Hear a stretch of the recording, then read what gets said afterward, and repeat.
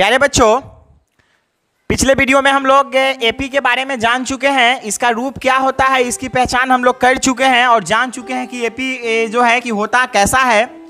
तो आज हम लोग क्वेश्चन नंबर 1 से स्टार्ट करते हैं और देखते हैं कि क्या कह रहा है क्वेश्चन नंबर 1। क्वेश्चन नंबर 1 कह रहा है, जांच कर बताइए कि निम्नलिखित में कौन कौन समांतर श्रेणी है। समांतर श्रेणी होने की दशा में आगे के 3 पद निकाले। मतलब कि इस क्वेश्चन में हमको जांच कर देखना है कि एपी के फॉर्म में कौन कौन है। अगर है वो एपी के फॉर्म में तो आगे का 3 पद ज्ञात करना है और ना है तो उसको छोड़ देना है। तो हम लोग जानते हैं कि एपी में जो पिछली वीडियो में जो हम लोग देखे थे कि जैसे प्रथम पद अगर ए हो गया तो दूसरा वाला पद अगर इसके बीच की अंतर डी है तो दूसरा वाला पद ए प्लस डी हो जाएगा और तीसरा वाला जो पद है वो ए प्लस फिर एक डी बढ़ेगा मतलब कि 2d हो जाएगा और चौथा जो पद है वो क्या हो जाएगा ए प्लस 3d। मतलब एक एक क्या होगा, इसका जो बीच के जो अंतर है वो एक एक बढ़ते चला जाएगा। जैसे इसमें से ए को हम लोग घटा लेंगे तो डी बच जाएगा, फिर ए प्लस 2d में से ए डी को घटा लेंगे तो डी ही बचेगा और ए प्लस 3d में से पीछे वाला पद ए प्लस 2d को घटा लेंगे तो क्या बचेगा, डी ही बचेगा। मतलब जिसके बीच की दूरी मतलब समान हो, बराबर हो, वही होता है हमारा क्या समांतर श्रेणी होता है। तो चलिए हम लोग क्वेश्चन नंबर 1 को जांचते हैं कि यह समांतर श्रेणी के फॉर्म में है या नहीं है। तो ये स्पष्ट जो है कि दिखाई दे रहा है कि यहाँ पे इसके बीच की दूरी बराबर है कि नहीं। जैसे यहाँ 4 में से अगर 2 घटाते हैं हम लोग तो क्या बचेगा, 2 बचेगा।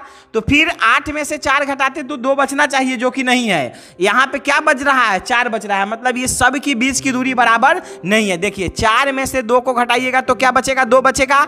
लेकिन 8 में से हम 4 को घटाते हैं तो क्या बचेगा, 4 बचेगा। मतलब इससे यह स्पष्ट हुआ कि इसके बीच का जो दूरी है वो समान नहीं है। जब समान नहीं है तो यह समांतर श्रेणी में नहीं होगा। तो लिख देंगे हम लोग यह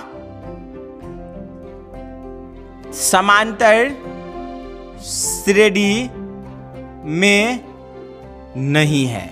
मतलब यह कि यह समांतर श्रेणी के रूप में नहीं है। अब हम लोग क्वेश्चन नंबर 2 को जांच करके देखते हैं कि समांतर श्रेणी के रूप में ये है कि नहीं। तो थोड़ा सा यहाँ पे ध्यान देना है। -6 में से हम लोग घटाएंगे -10 को तो बच जाएगा प्लस में 4। फिर -2 में से घटाएंगे हम लोग -6 को तो बीच में क्या बचेगा, इसका अंतर प्लस में ही 4 बचेगा। फिर 2 में से हम लोग घटाएंगे -2 को तो क्या आ जाएगा, -4 ही। इससे यह स्पष्ट हो रहा है कि इसके बीच का जो अंतर है मतलब जो दूरी है वो क्या है, बराबर है, मतलब कि समान है। चलिए देखते हैं कैसे समान है थोड़ा सा एक बार। जैसे देखिए आगे वाला पद से पीछे वाला पद को हमको घटाना है तो यहाँ पे हम घटाएंगे -6 में से घटा रहे हैं, किसको घटाएंगे, -10 को घटाएंगे। तो -10 को घटाएंगे तो क्या हो जाएगा, यहाँ देखिए यहाँ ये -6 का 6 हो जाएगा और ये माइनस माइनस क्या हो जाएगा, ये हो जाएगा प्लस में हो जाएगा 10। मतलब यह कि प्लस में 10 माइनस में 6 बच गया कितना, 4। फिर एक और जांच लेते हैं यहाँ पे। अब -2 में से घटा रहे हैं किसको, -6 को घटा रहे हैं। तो -2 और माइनस माइनस क्या हो जाएगा, प्लस कितना हो जाएगा, 6 हो जाएगा। मतलब यह कि यह 2 गया तो बच गया क्या, 4 बच गया। मतलब यह कि इसके बीच की जो दूरी है वो क्या है, समान है। मतलब कि एकदम बराबर है, सब की बीच की दूरी 4 है। मतलब यह कि यह समांतर श्रेणी में होगा। तो जब समांतर श्रेणी में होगा तो हमको इसके जो है कि अगिल का 3 पद को लिखना है। तो ध्यान दीजिएगा इसके बीच का अंतर 4 है ना, जैसे प्लस में 4 है तो यहाँ पे -10 में प्लस 4 जुटा होगा तो -6 आया होगा। -6 में प्लस 4 जोड़ा गया होगा तो यहाँ पे आया होगा -2। फिर -2 में प्लस 4 किया गया होगा, सार्वंतर को जोड़ा गया होगा तो आया होगा यहाँ पे 2। फिर अगले का 3 पद लिखना है तो इसमें 4 जोड़ेंगे तो कितना हो जाएगा, ये 6 हो जाएगा। फिर इस 6 में हम लोग 4 जोड़ेंगे तो कितना हो जाएगा, ये 10 हो जाएगा। फिर 10 में हम लोग 4 जोड़ेंगे तो कितना हो जाएगा, 10 4 14 हो जाएगा। यही हुआ इसका आगे का 3 पद। मतलब यह कि क्वेश्चन नंबर जो 2 है वो सही है। मतलब कि यह समांतर श्रेणी में है और इसका आगे वाला जो 3 गो पद है वो क्या होगा, 6 10 14 होगा। चलिए अब हम लोग देखते हैं क्वेश्चन नंबर 3 को। 3 है यहाँ पे, 1 के स्क्वायर, 5 के स्क्वायर, 7 के स्क्वायर और फिर है 73 ... यह एपी के फॉर्म में है या नहीं है ये बताना है हमको। तो चलिए यहाँ पे थोड़ा सा हम लोग लिख लेते हैं, यहाँ पे हल लिख लेते हैं और देखते हैं। 1 के स्क्वायर तो 1 ही होगा, 5 के स्क्वायर 50, 25 हो जाएगा, 7 के स्क्वायर से 49 हो जाएगा, और फिर इसके बाद क्या है 73 है बराबर डॉट डॉट डॉट। अब हम देखते हैं कि इसके बीच की जो दूरी है वो समान है कि नहीं। तो देखिए 25 में से 1 को घटाएंगे तो क्या हो जाएगा 24 हमारा बच जाएगा, फिर 49 में से 25 को घटाएंगे तो क्या बचेगा या 24 बच जाएगा, फिर 73 में से 49 को घटाएंगे तो क्या बचेगा मतलब 24 ही बचेगा। मतलब यह कि इसके बीच की जो अंतर है, जो दूरी है वो समान है। तो समान है तो इसलिए यह क्या होगा, यह समांतर श्रेणी में होगा। देखिए समान कैसे है, 25 में से 1 घटाइए 24 ही बचेगा, फिर 49 में से जो है कि 1 घटाइए 24 ही बचेगा, फिर 73 में से 49 को सॉरी यहाँ पे 49 में से जो है अब 25 को घटाइए, 49 में से 25 को घटाइएगा 24 ही बचेगा, फिर जो है कि 73 में से किसको घटाएंगे 49 को घटाएंगे तो क्या बचेगा 24 ही बचेगा। मतलब यह कि इसके बीच की जो दूरी है वो क्या है बराबर है। मतलब 1 से 24 ज्यादा है 25, फिर 25 से 24 ज्यादा है 49, फिर 49 से 24 ज्यादा है 73। अब इसके नेक्स्ट वाला जो पद होगा इससे 24 ज्यादा होना चाहिए। तो देखिए इसमें कुछ नहीं है, हम क्या करेंगे 73 में 24 को क्या करेंगे जोड़ लेंगे, तो 4 3 7 और 7 2 9, यानी कितना आया 97। मतलब इसके बाद वाला जो पद है वो क्या हो जाएगा 97। और फिर हमको इसके बाद वाला लिखना है तो 97 में फिर क्या जोड़ेंगे 24 जोड़ेंगे, तो 7 4 11 के एक हाथ में 1 9 2 11 1 12। अब जो इसके बाद वाला जो पद है वो आ गया 121। चलिए फिर एक पद और लिखना है, तो 121 में फिर क्या जोड़ेंगे 121 में फिर जोड़ देंगे हम लोग 24, तो क्या आ जाएगा 4 1 5 2 2 4 1 के 1, यानी कि आ गया कितना 145। मतलब इसका 3 जो पद हमको लिखना है वो क्या हो जाएगा 97 हो जाएगा, 121 हो जाएगा, 145 हो जाएगा। मतलब यह एपी के फॉर्म में है, इसलिए हम लोग इसका 3 पद जो है कि आगे वाला लिखे हैं। इससे 24 को ज्यादा ई है, इससे 24 को ज्यादा ई है, इससे 24 ज्यादा ई है, और इससे फिर 24 ज्यादा ई है, इससे 24 ज्यादा ई है, और इससे 24 ज्यादा ई है। मतलब यह एपी के फॉर्म में समांतर श्रेणी के रूप में है। अब चलिए हम लोग देखते हैं क्वेश्चन नंबर 4 समांतर श्रेणी के रूप में है या नहीं है, उसको थोड़ा सा हम लोग देख लेते हैं। तो चलिए क्वेश्चन नंबर 4 है आपका, यहां पे क्वेश्चन नंबर 4 है आपका, दे रहा है क्वेश्चन नंबर 4 0.2, फिर दे रहा है 0.22, फिर दे रहा है आपका 0.222, फिर दे रहा है आपका 0.2222, इस तरह से दे रहा है। तो जरा सा सोचिए, यहां पे देखिए, देखने की चीज है, यहां पे हम लोग इस 0.22 में से 0.2 को घटाएंगे तो क्या बच जाएगा हमारा। देखिए यहां पे 0.22 में से 0.20 को घटाना है तो यहां बच जाएगा 0.0, मतलब 0.02 बचेगा। लेकिन फिर इसमें से इसको घटा करके देखिए, 0.222 में से आप घटाना क्या है 0.220 को घटाना है, तो यहां पे बच रहा क्या रहा है यहाँ पे 200.0। अब जरा सा देखिए, यहां पे हमारा जो अंतर बच रहा है वो 0.02 बच रहा है, लेकिन नेक्स्ट पद वाला को जांचे हैं तो यहां पे बच रहा है 0.002। इसमें पॉइंट के बाद 1 0, लेकिन इसमें पॉइंट के बाद 2 0। इससे यह स्पष्ट हुआ कि सब के बीच की जो दूरी है वो समान नहीं है, मतलब कि बराबर नहीं है। और जब इसके बीच की दूरी जब बराबर नहीं है तो यह समांतर श्रेणी में नहीं होगा। तो क्या लिख देंगे यहां पे, यह समांतर श्रेणी में नहीं है। चलिए उम्मीद है यह समझ में आया होगा। अब हम लोग देखते हैं क्वेश्चन नंबर 4 के बाद क्वेश्चन नंबर 5 को। 5 क्या कर रहा है उसकी ओर थोड़ा सा अच्छा से ध्यान दीजिए। क्वेश्चन नंबर 5 को देख लेते हैं, यह है या नहीं है।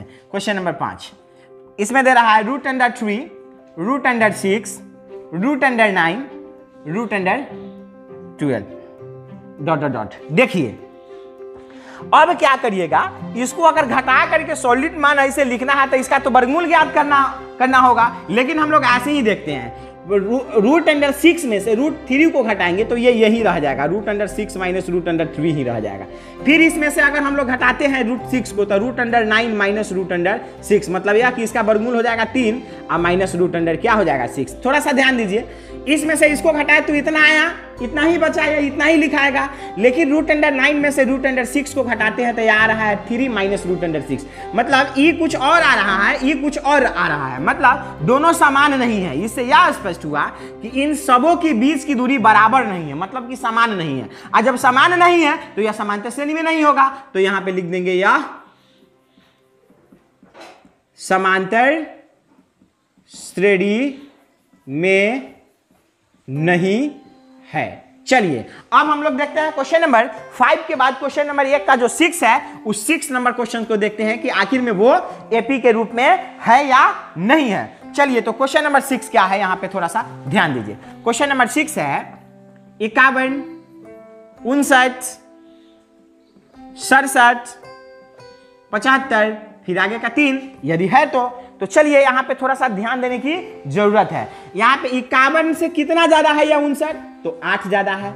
8 से कितना ज्यादा है या 67, तो 8 ही ज्यादा है। और 67 से या 75 कितना है, 8 ज्यादा है। मतलब इस सबों के बीच की जो दूरी है वो कितना है, 8 है। सबों का सारबंतर बराबर। देख लीजिए 59 में से आप 51 को घटाइए, कितना बचेगा, 8 ही बचेगा।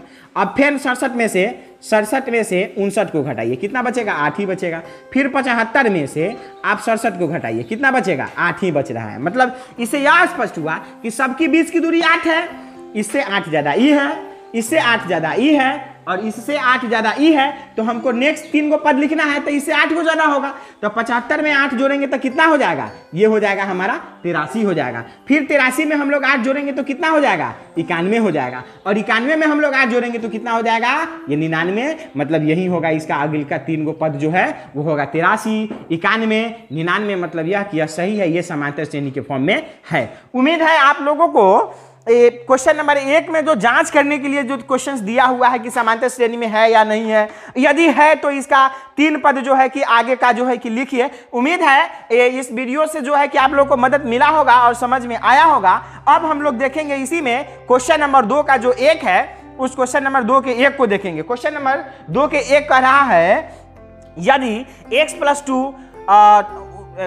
3x और 4x+1 समांतर श्रेणी में हो तो x का मान ज्ञात करिए। चलिए तो अब हम लोग देखते हैं क्वेश्चन नंबर 2 का जो है 1। यदि x+2 3x और 4x+1 समांतर श्रेणी में हो तो x का मान ज्ञात करिए। तो स्वाभाविक बात है कि जब समांतर श्रेणी में यह होगा तो इसके पदों के बीच के अंतर बराबर होगा। तो अब चलिए देखते हैं, यहां पे लिखते हैं हम लोग हल लिखते हैं और यहां पे देते हैं x+2 3x तथा 4x+1 एपी में है। थोड़ा सा ध्यान दीजिए, एपी में है मतलब कि समांतर श्रेणी में है। अब देखिए थोड़ा सा यहाँ पे आप लोग ध्यान दीजिए, अगर हम लिखे 3, 6, 9, अगर ये हम कहें कि यह एपी के फॉर्म में है तो कैसे पता चल रहा है, तो पता चल रहा है कि 6 में से 3 को घटाएंगे तो 3 बचेगा और 9 में से 6 को घटाएंगे तो क्या बचेगा, 3 ही बचेगा। मतलब इसके बीच की दूरी एक दूसरे के बराबर है। मतलब देखिए 6 में से 3 को घटाइए 3 बचेगा और उतना ही बचेगा 9 में से 6 को घटाइएगा तो ये भी बचेगा 3 और ये भी बचेगा 3। मतलब एक दूसरे के क्या है, ये बराबर है। इससे पता चल रहा है कि यह एपी के फॉर्म में है। उसी तरह से इसको भी कर देंगे, इसमें कुछ नहीं है। x+2, 3x तथा 4x+1 एपी में है। इसलिए अब यहाँ पे ध्यान दीजिए, प्रथम पद हुआ, दूसरा पद हुआ और ये तीसरा पद है। तो इसमें से इसको घटाएंगे तो 3x में से हम लोग घटा रहे हैं x+2 को। अब देखिए, अब इसमें से इसको जो घटाएंगे जितना बचेगा उतना ही चीज तो इसमें से इसको घटाएंगे तो बचना चाहिए। तो एक दूसरे के वो क्या होगा, बराबर होगा। तो बराबर में लिखते हैं। अब इसमें से 4x+1 में से घटा रहे हैं, किसको घटा रहे हैं, 3x को घटा रहे हैं। बस अब इसमें कुछ नहीं है। देखिए ये हो गया 3x और माइनस प्लस माइनस x और माइनस प्लस माइनस 2 बराबर ये हो गया 4x+1 आई माइनस हो गया 3x।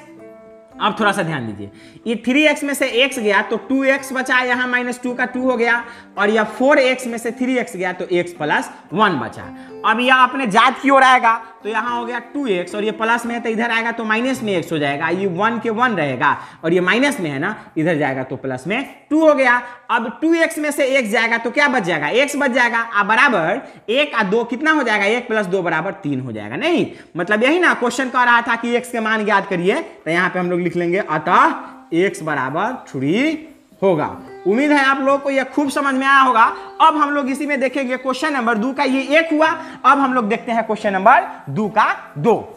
किसी समांतर श्रेणी के 3 क्रमागत माने लाइन से क्रमागत पद क्रमशः 2x+3, 5x+1, 6x+3 है तो x का मान अभिकलित कीजिए, मतलब कि ज्ञात करिए। तो चलिए अभी हम लोग क्वेश्चन नंबर जो 2 का 1 देखे हैं, एकदम सेम टू सेम उसी टाइप का यह क्वेश्चन है, क्वेश्चन नंबर 2। तो यहाँ पे लिखते हैं 2 का 2, यहाँ पे लिखते हैं हल और लिखेंगे 2x+3, 5x+1 तथा 6x+3 एपी में है।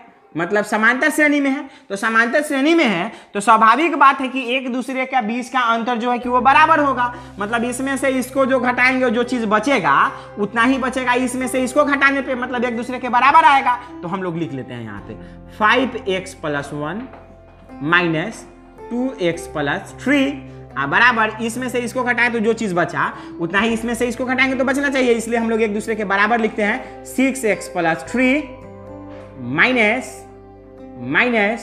5x + 1। देखिए अब क्या होता है नीचे 5x + 1 और plus minus 2x plus minus 3 बराबर 6x + 3 minus plus minus 5x और माइनस प्लस माइनस 1। अब चलिए देखिए 5x में से 2x गया तो 3x बचा और प्लस में 1 है माइनस में 3 है तो बच गया कितना, माइनस में 2 बचा। अब बराबर इस 6x में से 5x गया तो x बचा और प्लस में 3 है माइनस में 1 है तो प्लस में क्या बच गया, 2 बच गया। अब यहाँ देखिए अभी 3x में से ये प्लस में नहीं आएगा तो माइनस में x, अब बराबर ये हो जाएगा 2, आई माइनस में इधर जाएगा तो प्लस में हो जाएगा 2।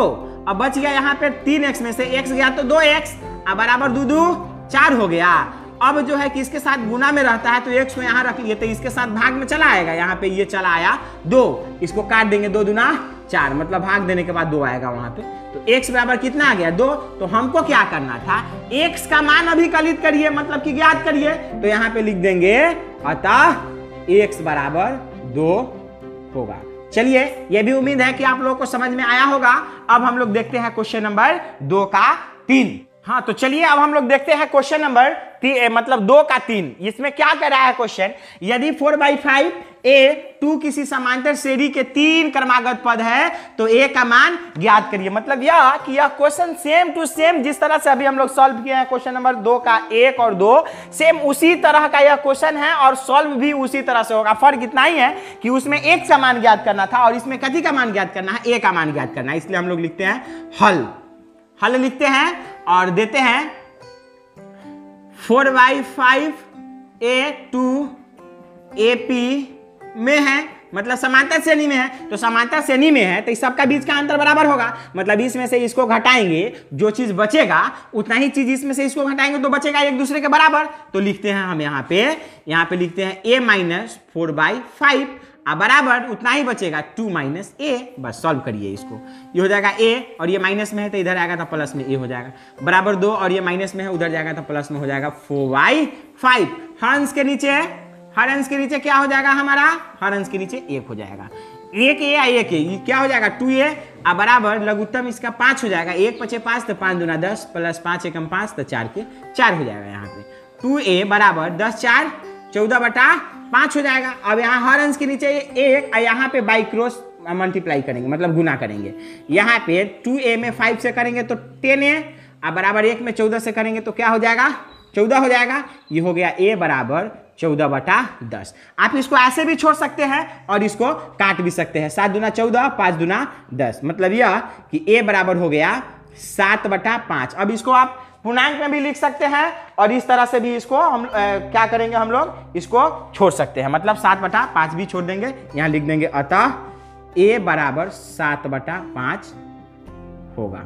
चलिए हम आशा करते हैं कि आप लोगों को 2 का 1 2 3 तीनों जो है कि अच्छा से समझ में आया होगा।